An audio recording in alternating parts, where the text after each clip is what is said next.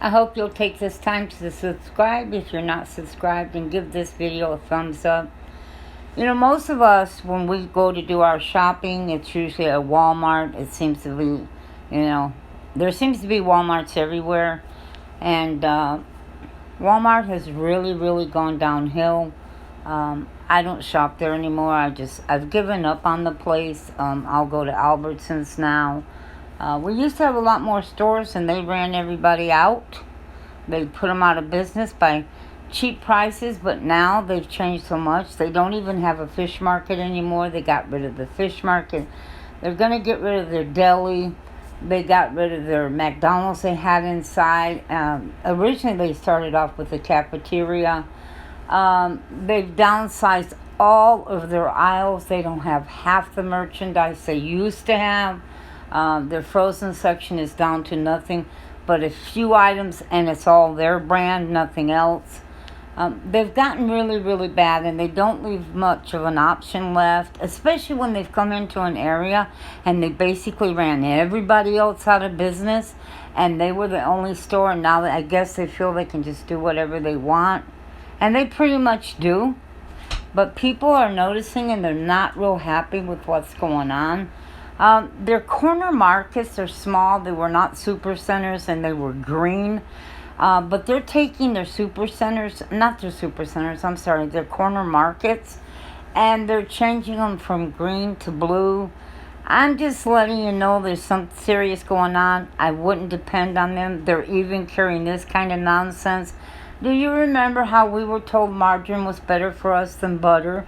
And that all these oils, corn oils, vegetable oils, were better for us than lard? We were fed this line of cereals were really good for us, and so was all these grainy breads, and it's all garbage. It's junk food. It really is. And butter is far superior than margarine, and lard is far better for you than these fake oils are. And so this is another thing that they're trying to convince you that's just really much better for you. Now, I'm going to talk to you a little bit about my garden. I've said what I'm going to say about them. Try to get away from the store as much as you possibly can. And one way of doing that is, do without. You don't have to have everything. Now, I replanted in my tubs again because, my tubs, it's kind of towards the end of the season for zucchini. After a while, they get really bad. So I replanted, so I'll have more to keep me going until our first freeze. I have some that I grow in the back section. This stuff it's tall. It's huge. I cook zucchini all summer long. I've got like 101 different ways. I know a woman that she actually has a trailer, but she parks it in one of those trailer courts or whatever you call them, where, and she puts totes up against her trailer in that trailer park, and she grows zucchinis, yellow squash, and tomatoes in those totes, and she eats all summer. She even's got some onions.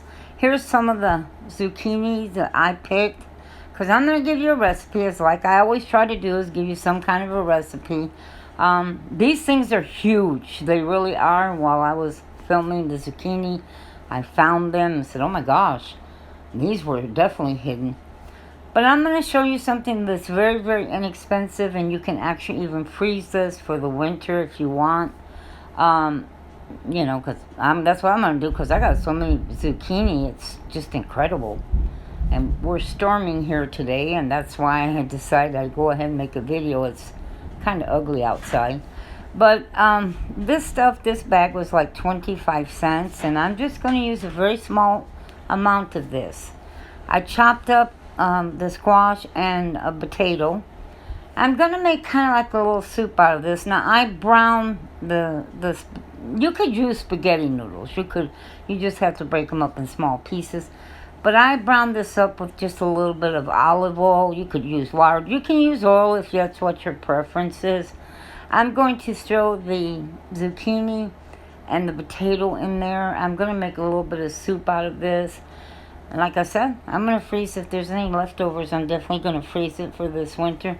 Now, remember that old backyard rooster I cooked? I had some of the meat left over, and so I froze it. Well, I'm going to throw some of this in here. And you can put hamburger meat if you want. You can put nothing. But I had a little bit of the chicken and decided I would throw it in there.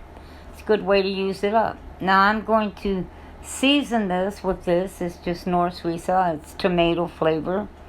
And I'm going to add water. And I'm just going to sprinkle some salt. And I put a teaspoon of that seasoning in there. I don't like soups to look white and clear. I like them to look a little bit red. You could add onion to this. You could add fresh tomato to it if you want to, if you've got some from your garden. But I like the flavor of the Knorr Suiza tomato. Now this has the zucchini in it. It has potato in it. It has the noodles in it. It has a little bit of chicken in it. I'm telling you, this stuff is awesome. It is awesome tasting. I hope you'll try it. I hope you'll enjoy this because this is cheap, inexpensive. It really is great way to use up your zucchini from your garden. Cheap, inexpensive food to feed a family of 5, 6. You can make as much or as little of it as you want.